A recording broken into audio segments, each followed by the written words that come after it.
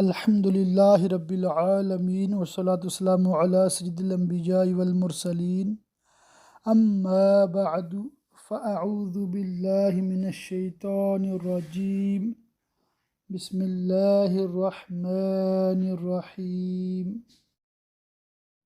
سبق نمبر 28 تصوف۔ اس میں ہم احیاء العلوم کی تیسری جلد پڑھ رہے ہیں۔ آج انشاء اللہ تعالی زبان کی آفات کے حوالے سے شرعی رہنمائی حاصل کریں گے، اور انشاء اللہ تعالی یہ سیکھیں گے کہ ہمیں کب کیا بولنا ہے اور کیا نہیں بولنا۔ حسب معمول چند صفحات انشاء اللہ تعالی میں پڑھوں گا، جو میں نہ پڑھوں آپ نے وہ خود پڑھ لینے ہیں، اور یوں انشاء اللہ تعالی ہم اس کتاب کو کم و بیش کہہ لیں کہ 40 صفحات ہر سبق میں پڑھا کریں گے تقریباً۔ تو اس طرح انشاء اللہ تعالی ہمارا یہ ٹارگٹ جو 2 سال میں پورا کرنے کا ہے وہ کمپلیٹ ہو جائے گا اللہ کی رحمت سے۔ زبان کی آفات کا بیان، اس میں ایک مقدمہ اور 2 باب ہیں۔ مقدمہ: تمام تعریفیں اللہ عز و جل کے لیے ہیں، جس نے انسان کو اچھی اور معتدل صورت پر پیدا کیا اور اس کے اندر ایمان کا نور ڈال کر اسے ایمان سے آراستہ و مزین کیا، بیان سکھا کر اس کے سبب دیگر مخلوقات پر اسے بلندی اور فضیلت عطا فرمائی، اور دل میں مخفی و پوشیدہ علوم ڈال کر کامل بنایا، پھر اپنی رحمت سے اس کے دل پر پردہ ڈال دیا، زبان کے ذریعے اس کی مدد فرمائی تاکہ اس کے ذریعے وہ اپنے دل اور عقل کی ترجمانی کریں اور دل پر پڑے ہوئے پردے کو دور کرے۔ زبان کو حمد کہنے پر قدرت عطا فرمائی اور علم و کلام جیسی نعمتیں عطا کر کے شکر ادا کرنے کی نعمت سے نوازا۔ میں گواہی دیتا ہوں کہ اللہ عز و جل کے سوا کوئی معبود نہیں، وہ اکیلا ہے، اس کا کوئی شریک نہیں، اور میں گواہی دیتا ہوں کہ بے شک محمد صلی اللہ تعالی علیہ وآلہ وسلم اللہ عز و جل کے ایسے بندے اور رسول ہیں جن کا رب تعالی نے اعزاز و اکرام فرمایا، اور ایسے نبی ہیں جنہیں کتاب کے ساتھ مبعوث فرمایا جس میں ہر چیز کی تفصیل ہے، اور ایسے دین کے ساتھ بھیجا جس میں بندوں کے لیے آسانی ہے۔ جب تک ایک بندہ بھی تکبیر و تحلیل کرتا رہے، اللہ عز و جل کی طرف سے آپ پر، آپ کی آل پر، آپ کے اصحاب پر اور آپ کی دعوت قبول کرنے والوں پر درود نازل ہوتا رہے، آمین۔ بے شک زبان اللہ عز و جل کی عظیم نعمتوں میں سے ایک نعمت اور اس کی بنائی ہوئی عجیب و غریب اور لطیف اشیاء میں سے ایک شے ہے۔ اس کا سائز چھوٹا، لیکن اس کی اطاعت و نافرمانی بڑی ہے، اس لیے کہ کفر و ایمان کا ظہور محض زبان کی شہادت کے ساتھ ہوتا ہے۔ ایمان اطاعت کا اور کفر نافرمانی کا انتہائی درجہ ہے۔ ہر چیز، خواہ وہ موجود ہو یا معدوم، خالق ہو یا مخلوق، خیالی ہو یا معلوم، ظنی ہو یا وہمی، ان سب کا تعلق زبان سے ہے۔ زبان ان کو ثابت کرتی ہے یا ان کی نفی کرتی ہے، حق ہو یا باطل، جس شے کو بھی علم شامل ہو زبان اسے بیان کرتی ہے، اور علم ہر شے کو شامل ہے۔ یہ ایسی خاصیت ہے جو دیگر اعضاء میں نہیں پائی جاتی، کیونکہ آنکھ کی رسائی رنگوں اور صورتوں کے علاوہ کسی تک نہیں، جبکہ کان آواز کے علاوہ کچھ نہیں سن سکتے، اور ہاتھ کی پہنچ اجسام کے علاوہ کسی تک نہیں۔ اسی طرح دیگر اعضاء کا معاملہ ہے، جبکہ زبان کا میدان وسیع ہے، اس کے لیے نہ کوئی رکاوٹ ہے اور نہ کوئی حد و انتہا۔ نیکی و بھلائی میں اس کا میدان وسیع ہے اور شر میں اس کا دامن لمبا ہے۔ جو اپنی زبان کو کھلی آزادی دے دیتا ہے اور اس کی لگام ڈھیلی چھوڑ دیتا ہے تو شیطان اس کو ہر میدان میں داخل کر دیتا ہے اور گرنے کے قریب گڑھے کے کنارے لے جاتا ہے، حتیٰ کہ اسے ابدی ہلاکت پر مجبور کر دیتا ہے۔ یہ زبان ہی لوگوں کو فضول گفتگو کے سبب جہنم میں منہ کے بل گراتی ہے۔ زبان کے شر سے وہی نجات پا سکتا ہے جو اسے شریعت کی لگام دے کر قابو کرے اور اسے ان چیزوں میں استعمال کرے جو اسے دنیا و آخرت میں نفع دیں، اور اسے ہر اس چیز سے روکے جس کے سبب فتنے اور مصیبت کا دنیا اور آخرت میں خوف ہو۔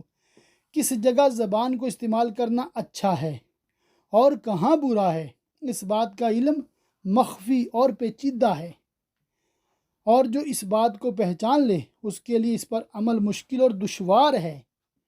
انسان کی اعضاء میں جس عضو سے سب سے زیادہ گناہ سرزد ہوتے ہیں وہ زبان ہی ہے، کیونکہ اس کو استعمال کرنے اور اسے حرکت دینے میں کوئی مشقت اور تکلیف نہیں اٹھانی پڑتی، اور لوگ اس کی آفات اور فتنے و فسادات سے بچنے اور اس کے جالوں اور پھندوں سے محتاط رہنے کے معاملے میں سستی سے کام لیتے ہیں، حالانکہ انسان کو بہکانے میں یہ شیطان کا سب سے بڑا ہتھیار ہے۔ زبان کی 20 آفات اجمالاً۔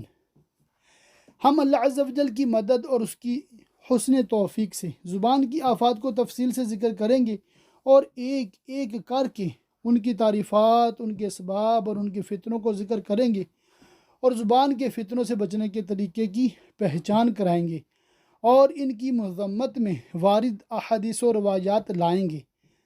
پہلے ہم خاموشی کی فضیلت بیان کریں گے، اس کے بعد زبان کی آفات میں سے بے فائدہ گفتگو کی آفت کو ذکر کریں گے، پھر فضول کلام کی آفت، پھر باطل میں مشغول ہونے کی آفت، پھر مرا و جدال کی آفت، پھر خصومت کی آفت، پھر بتکلف فصاحت کے اظہار، ہم کافی الفاظ کے استعمال اور بناوٹی خطابت کے دعوے داروں میں پائی جانے والی باتوں کے ذریعے مشکل اور پیچیدہ کلام کرنے کی آفت، پھر فحش کلامی، گالی گلوچ اور بد کلامی کی آفت، پھر لعنت بھیجنے کی آفت، خواہ کسی حیوان پر ہو یا بے جان چیز یا انسان پر ہو، پھر گانے اور شعر کی آفت، اور کون سا گانا حرام ہے اور کون سا حلال، اسے ہم سماع کے بیان میں ذکر کر چکے، لہذا ہم اسے دوبارہ نہیں ذکر کریں گے۔ پھر مزاح کی آفت، پھر مذاق، مسخری اور ٹھٹھے کی آفت، پھر راز کھولنے کی آفت، پھر جھوٹا وعدہ کرنے کی آفت، پھر جھوٹ بولنے اور جھوٹی قسم کھانے نیز تعریضاً جھوٹ بولنے کی آفت کا بیان، پھر غیبت کی آفت، پھر چغلی کی آفت، پھر منافق اور دوغلے شخص کی آفت کہ جو فساد پھیلانے کی غرض سے دو دشمنوں کے پاس آتا جاتا ہے اور ہر ایک سے اس کے موافق گفتگو کرتا ہے، پھر مدح و تعریف کی آفت، پھر دوران کلام باریک غلطیوں سے غفلت کا بیان، بالخصوص اس کلام میں جو اللہ عز و جل اور اس کی صفات اور دین کے اصول کے ساتھ متعلق ہے۔ پھر اللہ عز و جل کی صفات اور اس کے کلام کے بارے میں عوام کے سوال کرنے کو ذکر کریں گے، اور اس بارے میں سوال کرنے کی آفت بیان کریں گے کہ حروف قدیم ہیں یا حادث۔ یوں یہ کل 20 آفتیں ہوئیں، اور ہم اللہ عز و جل سے اس کے فضل و کرم کی بدولت حسن توفیق کا سوال کرتے ہیں۔ باب نمبر 1، زبان کا خطرہ اور خاموشی کے فضائل۔ زبان کا خطرہ بہت بڑا ہے اور اس کے خطرے سے نجات صرف خاموشی میں ہے۔ اسی وجہ سے شریعت نے خاموشی کی تعریف بیان کی ہے اور اس کی ترغیب دی ہے۔ چنانچہ زبان کی حفاظت سے متعلق 30 روایات میں انشاءاللہ تعالی 3 پڑھوں گا، اور وہ بھی سب سے پہلی 3۔ نمبر 1، من سامتا نجا، یعنی جو چپ رہا اس نے نجات پائی۔ نمبر 2، الصمت حکم و قلیل فاعلہ، خاموشی حکمت ہے مگر اس کو اختیار کرنے والے تھوڑے ہیں۔ نمبر 3، حضرت سیدنا عبداللہ بن سفیان علیہ رحمۃ الرحمن اپنے والد سے روایت کرتے ہیں کہ ان کے والد نے بارگاہ رسالت میں عرض کی، یا رسول اللہ صلی اللہ تعالی علیہ وآلہ وسلم، مجھے اسلام سے متعلق کسی ایسی بات کی خبر دیجیے جس کے بارے میں آپ کے بعد میں کسی سے نہ پوچھوں۔ ارشاد فرمایا، یہ کہو میں ایمان لایا، پھر اس پہ قائم رہو۔ میں نے عرض کی، میں کس چیز سے ڈروں؟ تو آپ نے اپنے ہاتھ مبارک سے اپنی زبان کی طرف اشارہ فرمایا۔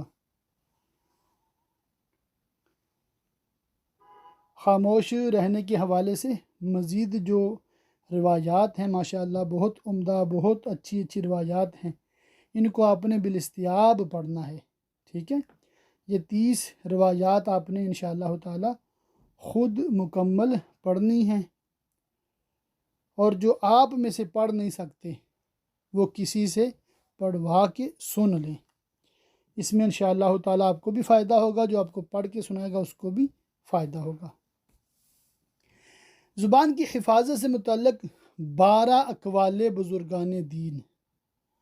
نمبر 1، امیر المومنین حضرت سیدنا ابوبکر صدیق رضی اللہ تعالیٰ عنہ گفتگو سے بچنے کے لیے اپنے منہ میں کنکری رکھا کرتے اور اپنی زبان کی طرف اشارہ کر کے فرمایا کرتے، یہی وہ چیز ہے جو مجھے ہلاکت کی جگہوں پر لے گئی ہے۔ باقی فرامین آپ نے خود پڑھنے ہیں، اور میں انشاءاللہ تعالی آپ کو 11واں وہ پڑھ کے سناتا ہوں۔ حضرت سیدنا ابوبکر بن عیاش رحمۃ اللہ تعالی علیہ فرماتے ہیں، 4 ممالک ہند، چین، روم اور ایران کے بادشاہ ایک جگہ جمع ہوئے۔ ان میں سے ایک نے کہا، میں صرف اپنے کہے پر شرمندہ ہوتا ہوں، جب کہ خاموش رہوں تو نادم نہیں ہوتا۔ دوسرے نے کہا، جب میں کوئی بات کہتا ہوں تو وہ مجھ پر حاوی ہو جاتی ہے اور میں اس پر حاوی نہیں رہتا، اور جب میں کوئی بات نہ کہوں تو میرا اس پر قابو ہوتا ہے اور اس کا مجھ پر کچھ قابو نہیں ہوتا۔ تیسرے نے کہا، مجھے بولنے والے پر تعجب ہے کہ اگر وہی بات اس کی طرف لوٹ جائے تو اسے نقصان دے، اور اگر نہ لوٹے تو نفع بھی نہ دے۔ چوتھے نے کہا، میں کہی ہوئی بات کے مقابلے میں نہ کہی ہوئی بات سے رجوع کرنے پر زیادہ قادر ہوں۔ ایک سوال اور اس کا جواب، خاموشی کی اتنی بڑی فضیلت کس وجہ سے ہے؟ جواب، بولنے میں کثیر آفات ہیں، غلطی، جھوٹ، غیبت، چغلی، ریاکاری، نفاق، فحش گوئی، بحث و مباحثہ کرنا، اپنی تعریف کرنا، باطل میں مشغول ہونا، جھگڑا کرنا، فضول گفتگو کرنا، بات بڑھانا گھٹانا، مخلوق کو ایذا دینا اور کسی کی پردہ داری کرنے جیسے عیوب کا تعلق زبان ہی سے ہے۔ یہ کثیر آفات زبان پر بہت جلد آ جاتی ہیں اور زبان پر بوجھ بھی نہیں بنتی، اور دل کو ان کی وجہ سے لطف و سرور حاصل ہوتا ہے۔ خود طبیعت بھی ان پر اکساتی ہے اور شیطان بھی زور لگاتا ہے۔ ان آفات میں پڑنے والا زبان کی حفاظت کرنے سے قاصر رہتا ہے، کیونکہ وہ اپنی من پسند بات کر گزرتا ہے، اور جو خود کو ناپسند ہو اس سے خاموش رہتا ہے۔ جبکہ یہ یعنی کہاں بولنا اچھا اور کہاں برا مخفی اور پیچیدہ علم میں سے ہے، جیسا کہ عنقریب اس کی تفصیل آئے گی۔ لہذا بولنے میں خطرہ ہے اور چپ رہنے میں عافیت ہے۔ یہی وجہ ہے کہ خاموشی کی بڑی فضیلت ہے۔ نیز خاموش رہنے سے منتشر خیالات و افکار یکجا ہو جاتے ہیں، وقار قائم رہتا ہے، بندہ ذکر و فکر اور عبادت کے لیے فارغ ہوتا ہے، دنیا میں بولنے کے برے انجام سے امن میں اور آخرت میں اس کے حساب سے فارغ رہتا ہے۔ اللہ عز و جل ارشاد فرماتا ہے، ترجمہ کنز الایمان، کوئی بات وہ زبان سے نہیں نکالتا کہ اس کے پاس ایک محافظ تیار نہ بیٹھا ہو۔ کلام کی اقسام، خاموشی کے ضروری ہونے پر ایک امر رہنمائی کرے گا، اور وہ یہ ہے کہ کلام 4 قسموں پر مشتمل ہے: خالص نقصان دہ، خالص مفید، نقصان دہ بھی اور مفید بھی۔ نمبر 4، نہ نقصان دہ اور نہ مفید۔ اب یہ امام غزالی علیہ رحمہ اس کے حوالے سے پھر تفسیر بیان کرتے ہیں، تو آپ نے اس کو پڑھ لینا ہے۔ باب نمبر 2، زبان کی 20 آفات۔ آفت نمبر 1، بے فائدہ گفتگو۔ انسان کے احوال میں سے بہترین حالت یہ ہے کہ وہ ہماری ذکر کردہ آفات یعنی غیبت، چغلی، جھوٹ اور لڑائی جھگڑے وغیرہ سے اپنی گفتگو کی حفاظت کرے اور ایسی جائز و مباح بات کہے جس میں خود اسے اور کسی دوسرے مسلمان کو کوئی نقصان نہ پہنچے۔ اگر انسان ایسی گفتگو کرے گا جس کی اسے حاجت نہ ہو تو اس کے سبب وہ اپنا وقت ضائع کر دے گا اور زبان کو استعمال کرنے پر اس سے حساب لیا جائے گا، نیز وہ بہتر کے عوض حقیر اور کم تر چیز پائے گا، کیونکہ اگر وہ گفتگو کرنے کے بجائے اپنا وقت غور و فکر میں صرف کرتا تو بہت ممکن تھا کہ اس پر اللہ عز و جل کی رحمت کے ایسے خزانے کھلتے جن کا فائدہ عظیم ہوتا۔ اس کا بھی بقیہ آپ نے خود پڑھ لینا ہے۔ انسان کا سرمایہ، بے فائدہ گفتگو کے نقصان، یہ آپ نے پڑھنے ہیں۔ جنتی شخص کے بارے میں آپ نے خود سے پڑھنا ہے۔ بدن پر ہلکے اور میزان میں بھاری اعمال، یہ میں پڑھ دیتا ہوں۔ حضرت سیدنا ابو ذر غفاری رضی اللہ تعالیٰ عنہ بیان کرتے ہیں کہ اللہ عز و جل کی محبوب دانائے غیوب صلی اللہ تعالیٰ علیہ وآلہ وسلم نے مجھ سے ارشاد فرمایا، کیا میں تمہیں ایسا عمل نہ بتاؤں جو بدن پر ہلکا اور میزان میں بھاری ہو؟ میں نے عرض کی کیوں نہیں؟ ارشاد فرمایا، وہ خاموشی، حسن اخلاق اور بے فائدہ گفتگو کو چھوڑ دینا ہے۔ 5 نصیحتیں آپ نے پڑھنی ہیں۔ سیدنا لقمان حکیم کی حکمت، 20 سال سے ایک چیز کی طلب، فاجر کے پاس نہ بیٹھو، بے فائدہ گفتگو کی تعریف، غیر ضروری سوال کرنے کی آفت،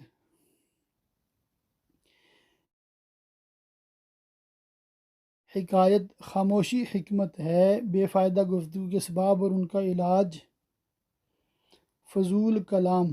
آفت نمبر 2، یہ بھی قابل مذمت ہے اور اس میں بے فائدہ کلام بھی شامل ہے، اور وہ کلام بھی جو مفید تو ہو لیکن حاجت سے زائد ہو، کیونکہ مفید کام کو مختصر گفتگو کے ذریعے بھی ذکر کرنا ممکن ہے اور بڑھا چڑھا کر اور تکرار کے ساتھ بھی ذکر کرنا ممکن ہے۔ جب ایک کلمہ کے ذریعے اپنے مقصود کو ادا کر سکتا ہے لیکن اس کے باوجود 2 کلمے کہتا ہے تو دوسرا کلمہ فضول یعنی حاجت سے زائد ہوگا، اور یہ بھی مذموم ہے جیسا کہ پہلے گزر چکا، اگرچہ اس میں کوئی گناہ اور ضرر نہ ہو۔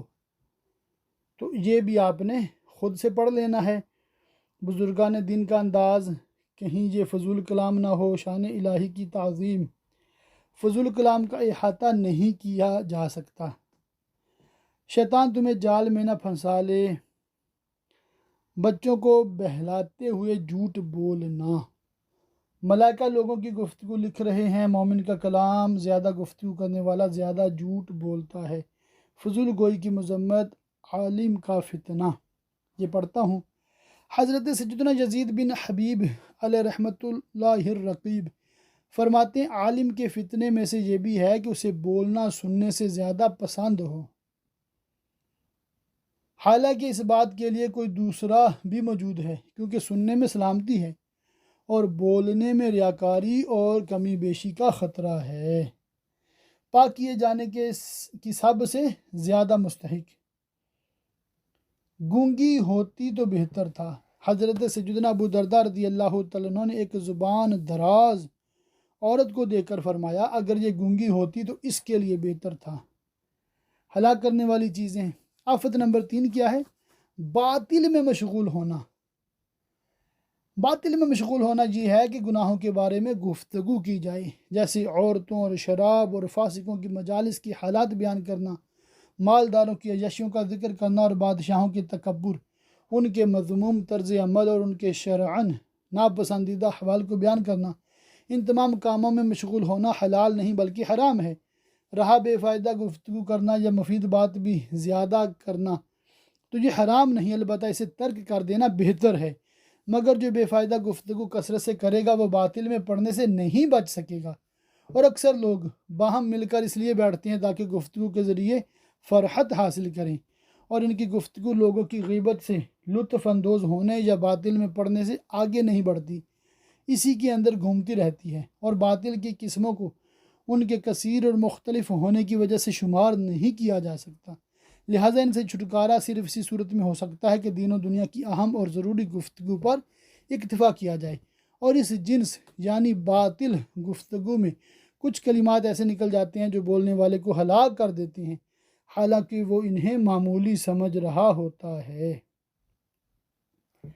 ایک کلمہ کے سبب ناراضی، یہ آپ نے پڑھنا ہے بڑا خطا کار، یہ آپ نے پڑھنا ہے بدعات اور مذاہب فاسدہ کو بیان کرنا، باطل میں مشغول ہونا ہے۔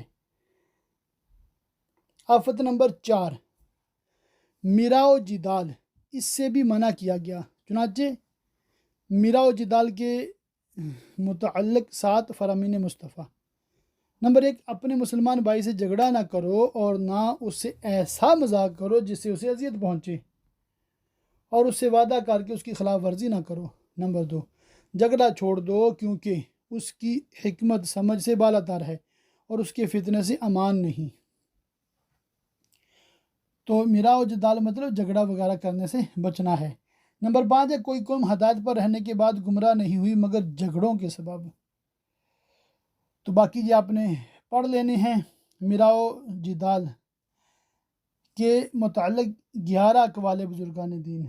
حضرت سیدنا زبیر بن عوام رضی اللہ تعالیٰ عنہ نے اپنے بیٹے سے ارشاد فرمایا، قرآن کے ذریعے لوگوں سے بحث نہ کرنا کیونکہ تم ان کو نہیں پہنچ سکو گے، البتہ تم پر سنت لازم ہے اس کے ذریعے ان سے گفتگو کرنا۔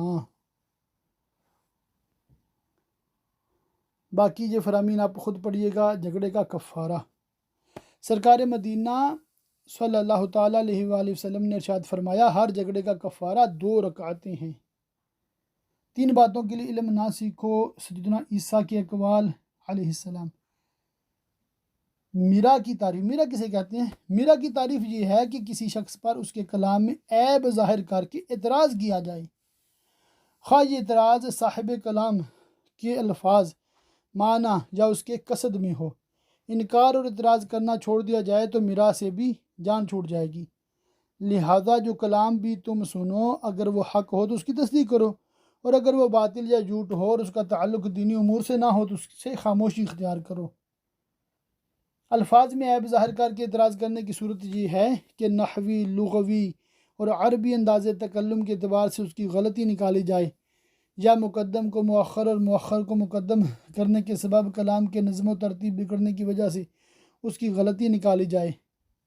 کلام میں اس طرح کی غلطیاں کبھی تو علم کی کمی کی وجہ سے ہوتی ہیں، جو زبان کی لغزش کی سبب۔ الغرض غلطی کسی بھی سبب سے ہو، اس پر اعتراض کا جواز نہیں۔ معنی میں عیب، قصد کی صورت، اگر یہ معاملہ کسی علمی مسئلہ میں درپیش ہو تو بعض اوقات اسے جدل کا نام دیا جاتا ہے۔ مجادلہ کسے کہتے ہیں؟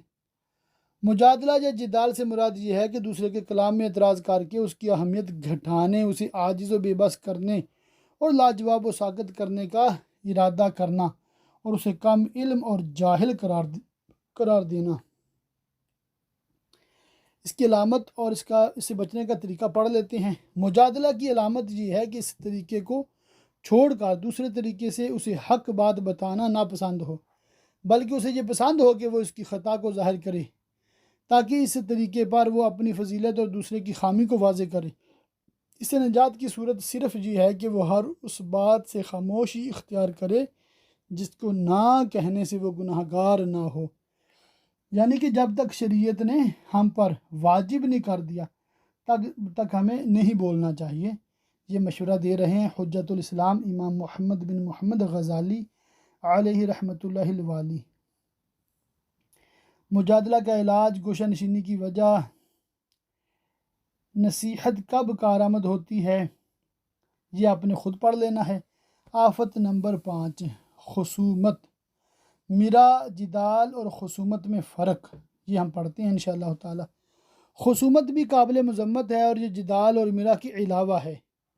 میرا دوسرے کے کلام میں عیب ظاہر کر کے اعتراض کرنے کو کہتے ہیں، لیکن اس میں مقصود صرف دوسرے کی تحقیر اور ذہانت و فطانت میں اپنی برتری کا اظہار ہوتا ہے، اور جدال سے مراد وہ میرا یعنی جھگڑا ہے جو مذاہب کے اظہار اور ان کے بحث کے متعلق ہوتا ہے، اور خصومت حق یا مال حاصل کرنے کے لیے جھگڑنا ہے، اور یہ کبھی خود ہی شروع کیا جاتا ہے اور کبھی اعتراض کی صورت میں ہوتا ہے۔ جبکہ میرا صرف سابقہ کلام پر اعتراض کی صورت میں ہوتا ہے۔ تو یہ میرا جدال اور خصومت کا فرق آپ ایک دو دفعہ پڑھیں گے نا انشاءاللہ تو آپ کو پتہ چل جائے گا۔ اردو میں ترجمہ ان سب کا جھگڑا ہی ہے۔ سب سے زیادہ ناپسندیدہ شخص ام المومنین حضرت سیدتنا عائشہ صدیقہ رضی اللہ تعالیٰ عنہ بیان کرتی ہیں کہ میرے سرتاج صاحب معراج صلی اللہ تعالی علیہ وآلہ وسلم نے ارشاد فرمایا، اللہ عز و جل کے نزدیک سب سے زیادہ ناپسندیدہ وہ شخص ہوتا ہے، ناپسندیدہ شخص وہ ہے جو بڑا جھگڑالو ہے۔ رب تعالیٰ کی ناراضی کا سبب یہ آپ نے پڑھنا ہے، ایک سوال اور اس کا جواب آپ نے پڑھنا ہے۔ خصومت سے دل میں کینہ پیدا ہوتا ہے۔ خصومت ہر شر کی بنیاد ہے۔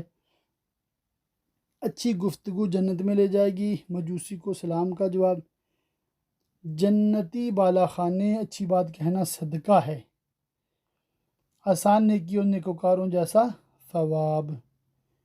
آفت نمبر 6، مسجع و مکفہ مشکل کلام کرنا۔ فصاحت سے بھرپور پرتکلف مسجع و مکفہ اور مشکل کلام کرنا اور تمہیدات، مقدمات اور ان چیزوں کے ساتھ اس میں بناوٹ اختیار کرنا جو بتکلف فصیح کلام کرنے والوں اور خطابت کا دعویٰ کرنے والوں کے مابین رائج ہیں، ان میں سے ایک قابل مذمت، تصنع اور ناپسندیدہ تکلف سے تعلق رکھتا ہے۔ پرہیزگار تکلف سے دور ہوتے ہیں۔ شعر یاد آ گیا، تکلف میں ہے تکلیف سراسر، اچھے ہیں وہ لوگ جو تکلف نہیں کرتے، تو نہیں کرنا چاہیے۔ اس تکلف کے بارے میں دو جہاں کے تاجور سلطان بحر صلی اللہ تعالی علیہ وآلہ وسلم نے ارشاد فرمایا، میں اور میری امت کے پرہیزگار لوگ تکلف سے دور ہیں۔ تو تکلف سے دور رہنا ہے۔ امت کے شریر لوگ گہری باتیں کرنے والے ہلاک ہو گئے، لوگوں پر ایک زمانہ ایسا آئے گا۔ تو یہ ساری باتیں آپ نے انشاءاللہ تعالی خود دیکھ لینی ہے، پڑھ لینی ہے۔ مکفہ کلام کرنے کی مذمت، کلام کا مقصود غرض کو سمجھانا ہے۔ آفت نمبر 7، فحش کلامی اور گالی گلوچ۔ یہ بھی قابل مذمت ہے اور اسے منع کیا گیا ہے۔ اس کی بنیاد بد باطنی اور کمینگی و گھٹیا پن ہے۔ فحش کلامی رب تعالیٰ کو ناپسند ہے۔ حضور نبی رحمت شفیع امت صلی اللہ تعالی علیہ وآلہ وسلم نے ارشاد فرمایا، فحش کلامی سے بچو، کیونکہ اللہ عز و جل فحش اور فحش کہنے کو پسند نہیں فرماتا۔ بد کلامی کمینگی ہے۔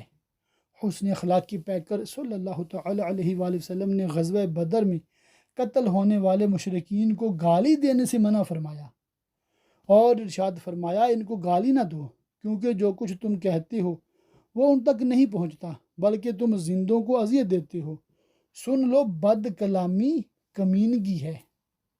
مومن کی پہچان، سرکار والا تبار ہم بے کسوں کی مددگار صلی اللہ تعالی علیہ وآلہ وسلم نے ارشاد فرمایا، مومن عیب نکالنے والا، لعنت کرنے والا، فحش گو اور بے حیا نہیں ہوتا۔ تو یہاں گندی باتیں، فحش کلام، اس سے گالیاں بکنے سے منع کیا گیا ہے۔ تو یہ باقی جو اس کے حوالے سے روایات ہیں یہ ضرور ایک نظر پڑے، بلکہ میں تو یہ مشورہ دے رہا ہوں کہ آج کا جو سبق ہے نا یہ تصوف کا، پوری فیملی بیٹھ کے، پوری فیملی ایک پڑھے سارے سنیں، ٹھیک ہے؟ یا جتنا میں پڑھ رہا ہوں اتنا تو کم از کم پلے کر دیں، سارے مل کے مطلب سن لیں، تاکہ جو بنیادی چیزیں ہیں وہ سمجھ آ جائیں کہ ہم نے یہ کام نہیں کرنے۔ اور آپ کے لیے ممکن ہو تو آپ خود یہ سارا پڑھ کے گھر والوں کو، پوری فیملی کو سنائیں، اور اس کی بھی اگر مجھے کچھ تحریر میں آپ بتا دیں کہ کتنے فیملی ممبرز کو آپ نے یہ آج کا سبق نمبر 28 تصوف کا پڑھ کے سنایا ہے اپنی زبان سے، تو انشاءاللہ تعالی مجھے خوشی ہوگی۔ اللہ عز و جل اشارتاً بیان فرماتا ہے، کنایا کا استعمال صرف جماع کے ساتھ خاص نہیں۔ یوں کہا جائے کہ بچوں کی امی نے یہ کہا۔ سیدنا عمر بن عبدالعزیز کی حیا فحش گوئی کے دو اسباب، ایک رابی کو نصیحت، ایک دوسرے کو گالی دینے والے شیطان ہیں۔ مومن کو گالی دینا فسق ہے۔ محبوب رب داور شفیع روز محشر صلی اللہ تعالی علیہ وآلہ وسلم نے ارشاد فرمایا، مومن کو گالی دینا فسق ہے اور اسلام کے سبب اس سے لڑنا کفر ہے۔ سرکار مدینہ راحت قلب و سینہ صلی اللہ تعالی علیہ وآلہ وسلم نے ارشاد فرمایا، ایک دوسرے کو گالی دینے والے جو کچھ کہتے ہیں اس کا گناہ پہل کرنے والے پر ہے جب تک کہ مظلوم حد سے نہ بڑھے۔ تو گالی بکنے کے حوالے سے آپ نے یہ پڑھنا ہے۔ لعنت کرنا، لعنت چاہے حیوانات پر ہو، جمادات پر ہو یا پھر انسانوں پر ہو، سب قابل مذمت ہے۔ لعنت کے مذمت پر مشتمل 6 فرامین مصطفیٰ۔ نمبر 1، المؤمن لیس بلعان، مومن لعنت کرنے والا نہیں ہوتا۔ نمبر 2، ایک دوسرے پر اللہ عز و جل اس کے غضب اور جہنم کی لعنت نہ بھیجو۔ تو لعنت کرنے سے بھی بچنا ہے۔ تو اس کے حوالے سے جو باتیں وہ آپ نے پڑھنی ہے۔ لعنت کی تعریف کیا ہے؟ لعنت کا مطلب ہے اللہ عز و جل کی رحمت سے دھتکارنا اور دور کرنا، اور یہ صرف اس شخص پر جائز ہے جس کے اندر اللہ عز و جل سے دور کرنے والی صفت پائی جاتی ہو، اور وہ صفت کفر اور ظلم ہے۔ لعنت کرنے میں اس طرح کہے کہ ظالموں اور کافروں پر اللہ کی لعنت، ظالموں اور کافروں پر اللہ کی لعنت، کسی فرد معین کا نام نہ لے۔ اللہ عز و جل کا رسول غیب پر مطلع ہوتا ہے۔ لعنت کا تقاضا کرنے والی صفات، عوام کو بد مذہب پر لعنت کرنا منع ہے۔ مخصوص شخص پر لعنت کرنے کے متعلق تفصیل ہے۔ ایک سوال اور اس کا جواب، یہ بھی آپ نے ضرور پڑھنا ہے۔ اپنے بھائی کے خلاف شیطان کی مددگار نہ بنو۔ خلاصہ بحث کیا ہے؟ خلاصہ یہ کہ معین اشخاص پر لعنت کرنے میں خطرہ ہے، لہٰذا اس سے بچنا چاہیے۔ جب شیطان پر لعنت نہ کرنے میں کوئی خطرہ نہیں تو کسی دوسرے پر لعنت نہ کرنے میں کیوں کر خطرہ ہوگا؟ یعنی کہ لعنت کرنا کوئی فرض واجب نہیں ہوتا، تو بالکل نہ کریں۔ یزید پلید پر لعنت کرنا کیسا؟ یہ ایک اہم ٹاپک ہے، یہ اس بحث کا آپ نے ضرور ایک نظر دیکھ لینا ہے۔ اعلیٰ حضرت علیہ الرحمٰ نے اس حوالے سے کیا فرمایا ہے وہ میں عرض کر دیتا ہوں۔ یزید پلید علیہ ما یستحقہ من العزیز المجید، قطعاً یقیناً باجماع اہل سنت فاسق و فاجر و جری علی الکبائر تھا۔ اس قدر پر ائمہ اہل سنت کا اتفاق ہے۔ صرف اس کی تکفیر اور لعن، یعنی اس کو کافر کہنا اور اس پہ لعنت بھیجنا، اس میں اختلاف فرمایا۔ امام احمد بن حنبل رضی اللہ تعالی عنہما اور ان کے اتباع اور موافقین اسے کافر کہتے اور بتخصیص نام اس پر لعنت کرتے ہیں، اور اس آیہ کریمہ سے اس پر سند لاتے ہیں۔ اچھا، یہ بھی ایک لمبا موضوع ہے، آپ نے اس کو بھی ایک نظر ضرور حاشیے کو دیکھ لینا ہے تاکہ کسی قسم کی غلط فہمی نہ رہ جائے۔ تو یہ باقی جو لعنت کرنے کے حوالے سے باتیں ہیں یہ آپ نے خود پڑھ لینی ہیں۔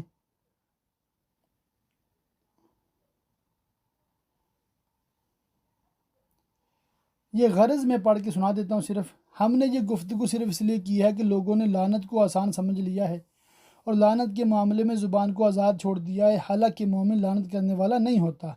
لعنت صرف اس پر کی جائے جو کفر پر مرا ہو، یا عمومی صفات کے ساتھ کی جائے، جیسے کافروں یا ظالموں پر اللہ کی لعنت، اور معین اشخاص پر نہ کی جائے۔ لعنت کرنے کے بجائے اللہ عز و جل کے ذکر میں مشغول ہونا زیادہ مناسب ہے۔ اگر اللہ کا ذکر نہ ہو سکے تو خاموش رہنے میں عافیت ہے۔ تو لعنت کے حوالے سے باقی جو باتیں ہیں آپ نے خود یہ پڑھ لینی ہے۔ انشاءاللہ تعالی آج ہم اپنے سبق کو یہیں پر ختم کرتے ہیں۔ اس کے بارے میں مزید باتیں جو ہیں زبان کی آفات کے حوالے سے، آفت نمبر 9، گانا اور شاعری، اس کے حوالے سے انشاءاللہ تعالیٰ اگلے سبق میں ہم پڑھیں گے، سنیں گے، اور مزید جو 11 آفات ہیں، کیونکہ 20 کا ذکر کیا تھا نا امام غزالی علیہ الرحمہ نے، اس کے حوالے سے انشاءاللہ تعالیٰ پڑھیں گے، سنیں گے۔ اللہ تعالی ہم سب کو علم دین حاصل کرنے، عمل کرنے، دوسروں تک پہنچانے کی توفیق عطا فرمائے۔ آمین بجاہ النبی الامین وصلی اللہ تعالی علیہ وآلہ وصحبہ وبارک وسلم۔